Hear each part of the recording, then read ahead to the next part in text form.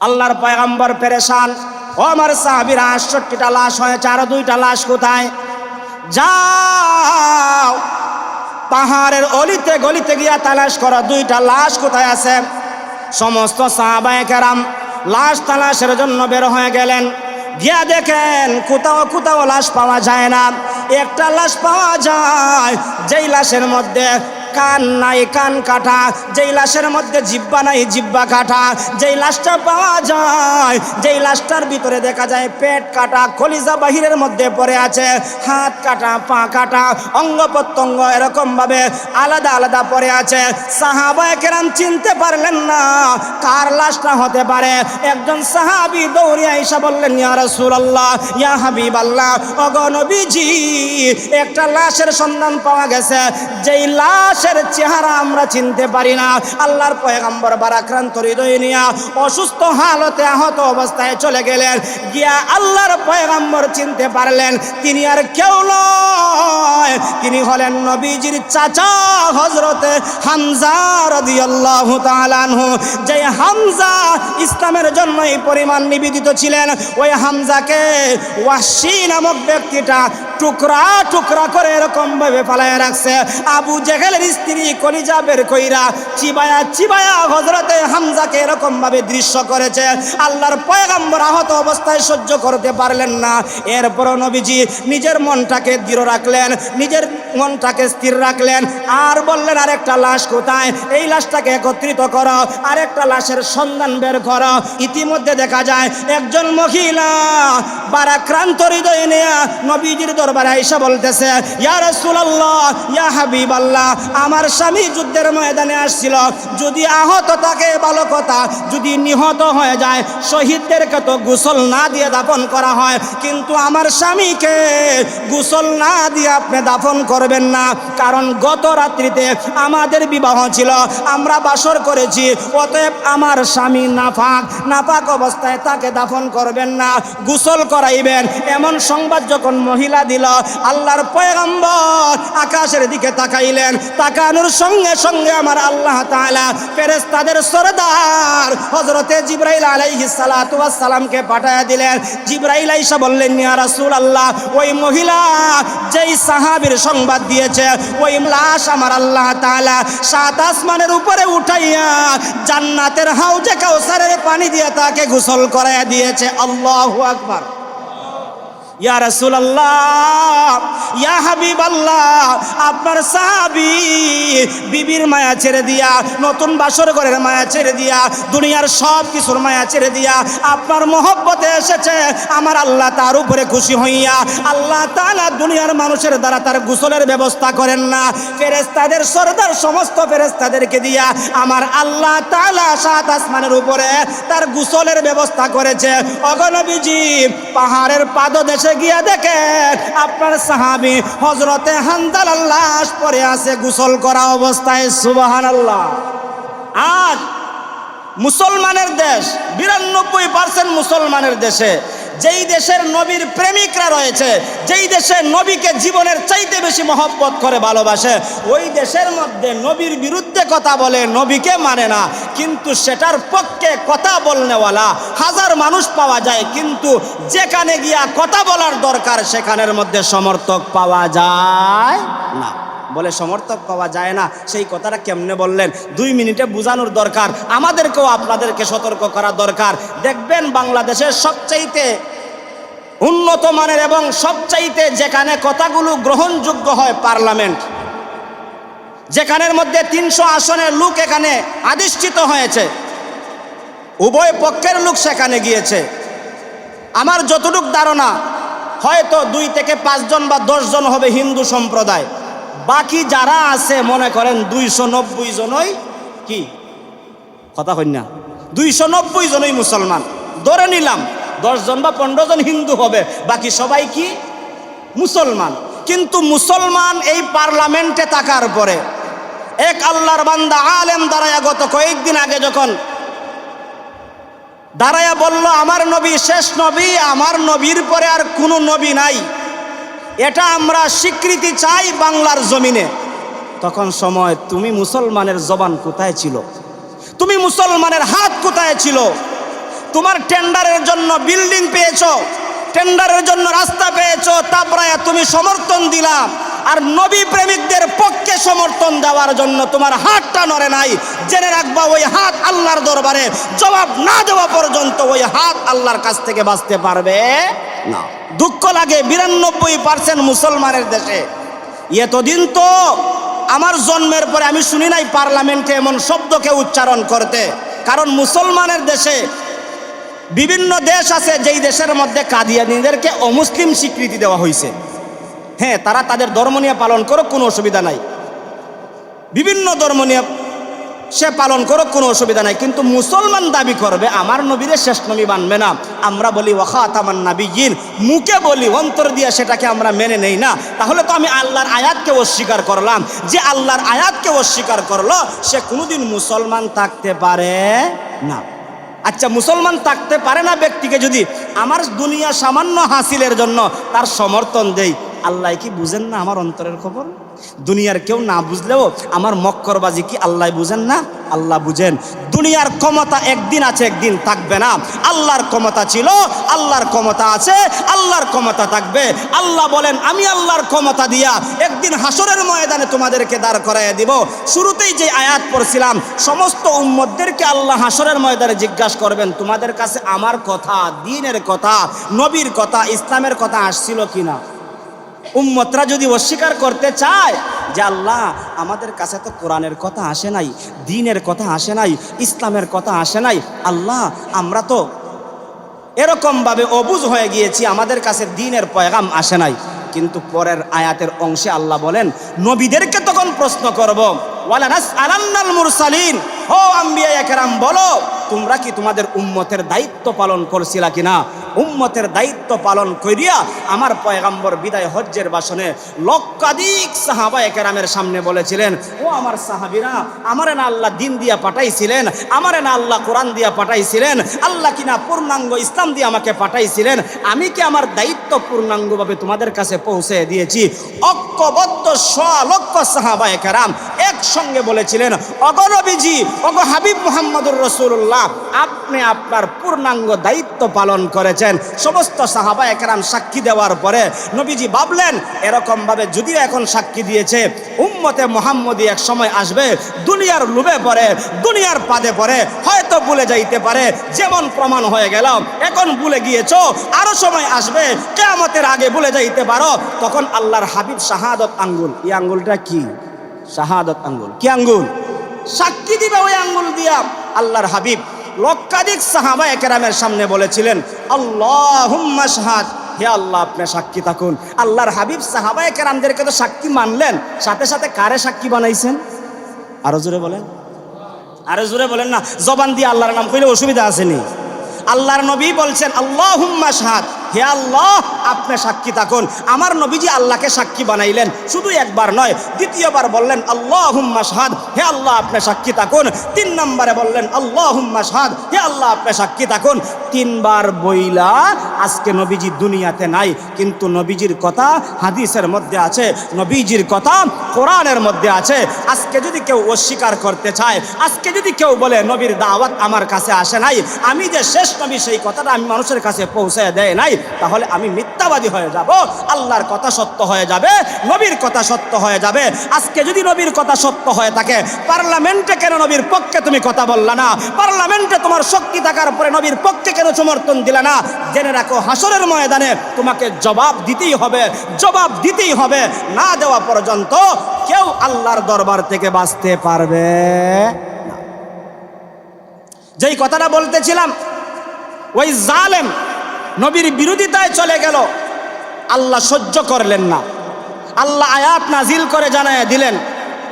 আর আমার আল্লাহ আমার হাবিব মুহাম্মদুর রাসূলুল্লাহ সাল্লাল্লাহু আলাইহি ওয়াসাল্লামকে নবীজির জীবদ্দশায় জানায় দিলেন, যেটা আমরা সচরাচর মিলাদে পড়ি, মা কানা মুহাম্মাদুন আবা আহাদিম মির রিজালিকুম ওয়ালাকির রাসূলুল্লাহি ওয়া খাতামান নাবিয়্যিন। এটা পয়রা তো আমরা মুখস্থ করে ফেলেছি, সেটার তো আমরা বহুত মহব্বত আর ভালোবাসা দেখাই। আয়াতে আল্লাহ কি বলেছেন, আয়াতে আল্লাহ কি স্বীকৃতি দিয়েছেন, আয়াতে আমার পয়গম্বরের কি সম্মান বাড়াইয়ে দিয়েছেন, আয়াতে আমার পয়গম্বর মুহাম্মদুর রাসূলুল্লাহর কি পরিমাণ মর্যাদা বাড়াইয়ে দিয়েছেন, একবার কি দেখেছো, একবার কি শুনেছো, একবার কি বুঝেছো? তুমি তো শুধুমাত্র উপরে উপরে চিল্লাইলা, কিন্তু জেনে রাখো না বুঝা চিল্লানোর কারণে, না বুঝার কারণে আল্লাহ দায়ী হবেন না, নবী দায়ী হবেন না। তুমি কেন বুঝলা না, তুমি কেন চিনলা না, তুমি নিজেই দায়ী হইবা, তুমি নিজেই আল্লাহর আসামির কাঠগড়ায় দাঁড়ায় যাইবা, আল্লাহর কাছ থেকে বাঁচতে পারবা। বাঘের বেটা আমি মনে করব 300 জনের ভিতরে একজন মানুষ আলেম হওয়ার কারণে, নবীর প্রেম আর ভালোবাসা থাকার কারণে দাঁড়িয়ে তার অধিবেশনের সময়টা দুনিয়ার মানুষের জন্য দেয় নাই। ইমানের পরীক্ষা দিতে গিয়ে সে বলেছে আমার আজকের 5 মিনিট সময় আমি আমার নবীর পক্ষে সংসদে কথা বলতে চাই। হয়তো আর কোনোদিন সংসদে আসতে পারবো কিনা, কিন্তু সংসদের পার্লামেন্টে আমার 5 মিনিট সময় আমি নবীর পক্ষে দিতে চাই। বলুন তো দেখি এটা নবীর প্রেম হলো কি হলো না? যে নবীর প্রেম উনি যদি দেখাইতে পারে, আমার আপনার কি দেখানোর দরকার ছিল না? বাকি 290 জনের কি দেখানো দরকার ছিল না? চুপ কেন? উপরে কি আছে? সতর্ক আছে। উপরের সতর্ক। তুমি যেই উপরের কথা বলতেছো এটা তো 7 আসমানের উপরে না। তুমি যেই উপরকে ভয় করতেছো সেটা তো 7 আসমানের উপরে না, 7 জমিনে তুমি তাকে ভয় করতেছো।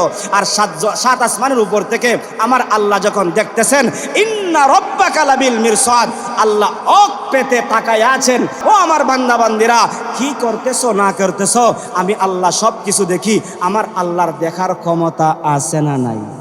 আরো জোরে বলেন আছে না নাই? আল্লাহ দেখতেছেন তোমার জবান লড়াইলা কিনা, তোমার হাত তাবড়াইলা কিনা, তোমার হাত দিয়া সমর্থন করলা কিনা, এটা আল্লাহ দেখতেছেন। গোটা কয়েকজন মানুষ তাবড়াইলো, দেখা যায় ভালো কোনো জিনিসের স্বীকৃতি পাইতে গেলে পুরা সংসদ, এখন তো আমরা অনলাইনে দেখি পুরা সংসদ কেঁপে উঠে। তা আমার তো কথা ছিল, মনের দুঃখ আমি ব্যক্তি হিসাবে বলতে চাই, আমার নবীর পক্ষে তো পুরা পার্লামেন্টটা তরতর করে কাঁপতেছিল নবীর পক্ষে। কিন্তু দুঃখের বিষয় কেউ তো বলল না, যে বলল তার পক্ষে পরিপূর্ণ সমর্থন পাওয়া গেল না। আর সমর্থন না পাইলে তো সেটার স্বীকৃতিও হবে না। কিন্তু স্বীকৃতি না হলে তো ওই যেই লোকটা দাঁড়িয়ে বলছে এই লোকটা তো আল্লাহর কাছ থেকে বেঁচে গেল, তুমি তো সমর্থন করলে না, তুমি তো আল্লাহর কাছ থেকে বাঁচতে পারলা না। আমি মনে মনে একটা জিনিস চিন্তা করে দেখেছি, লোকটার অন্তরের ভিতরে হয়তো, যদিও লোকটার নাম তার মা আর বাবা রেখেছিল হানজালা, কিন্তু নবীর জামানায় এক হানজালা ছিল, যেই হানজালার ভিতরে নবীর প্রেম ছিল, যেই হানজালার ভিতরে ঈমানের পাওয়ার ছিল। কেবলমাত্র বিবাহের রাত্রিতে, আগের দিন বিবাহ করেছে, পরের রাত্রিতে তার বাসর রাত্রিতে পবিত্র গোসলের জন্য বের হয়েছে। এমন সময় যখন নবী প্রেমিক হানজালা, ওই হানজালা শুনেছিল যে কাদ কুতিলা মুহাম্মদ সাল্লাল্লাহু আলাইহি ওয়াসাল্লাম শহীদ হয়ে গেছেন, মুহাম্মদ সাল্লাল্লাহু আলাইহি ওয়াসাল্লামকে হত্যা করা হয়ে গেছে। ওই বাসর রাত্রি থেকে বের হয়ে গোসলের জন্য যে গামছা কাঁধে ছিল, গামছা ফেলে দিয়া স্ত্রীকে বলেছিল, স্ত্রী গোসল করব পরে, আগে ঘরের ভিতরের তলোয়ার দাও। বলে কেন তলোয়ার দিব? বলে যেই নবীর জন্য ইসলাম গ্রহণ করলাম, যেই নবীর মহব্বত আর ভালোবাসা ইসলাম গ্রহণ করলাম, শুনেছি মদিনার অলিতে গলিতে নবীর হত্যার কথা, নবীজির ওয়াফাতের কথা সংবাদ হচ্ছে, নবী দুনিয়াতে থাকবেন না, আর আমি হানজালা বেঁচে থাকবো, আমি হানজালা গোসল করব, আমি হানজালা স্ত্রীকে নিয়ে আমি আনন্দ করব, সেটা হতেই পারে না। ও আমার স্ত্রী তলোয়ার দাও, আমি চলে যাই উহুদের ময়দানে। সংক্ষিপ্ত কথা, ওই হানজালা নবীর প্রেমে, নবীর ভালোবাসায় বের হয়ে চলে গেলেন উহুদের ময়দানে। গিয়া দেখলেন পয়গম্বরে আরবি সাল্লাল্লাহু আলাইহি ওয়াসাল্লাম এখনো জীবিত আছেন, কিন্তু নবীজি আহত অবস্থায় আছেন। মাথার মধ্যে তীর ঢুকে গেল, তীর ঢুকার কারণে আল্লাহর পয়গম্বরের মাথা থেকে রক্ত পড়তে লাগলো। নবী প্রেমিক সাহাবী হযরতে হানজালা সহ্য করতে পারলেন না, হযরতে হানজালা নিজের দাঁত দিয়া টান দিলেন, কিন্তু লোহা আসলো না, হানজালার 2টা দাঁত ভেঙে গেল। আল্লাহর পয়গম্বরের দৃশ্য দেইখা হযরতে হানজালা সহ্য করতে পারলেন না, বেদিন বেঈমানদের মোকাবেলা করতে আরম্ভ করলেন। হযরতে হানজালা বেঈমানদের মোকাবেলা করতে করতে গিয়া এরকম ভাবে আঘাতে আঘাত প্রাপ্ত হইয়া তিনিও দুনিয়া থেকে বিদায় হয়ে গেলেন। সংক্ষিপ্ত কথা, যুদ্ধ শেষ হয়ে গেল। আল্লাহর পয়গম্বর বললেন, ও আমার সাহাবীরা, আমি তো আহত হয়ে গেছি, আমি তো হাঁটতে পারবো না।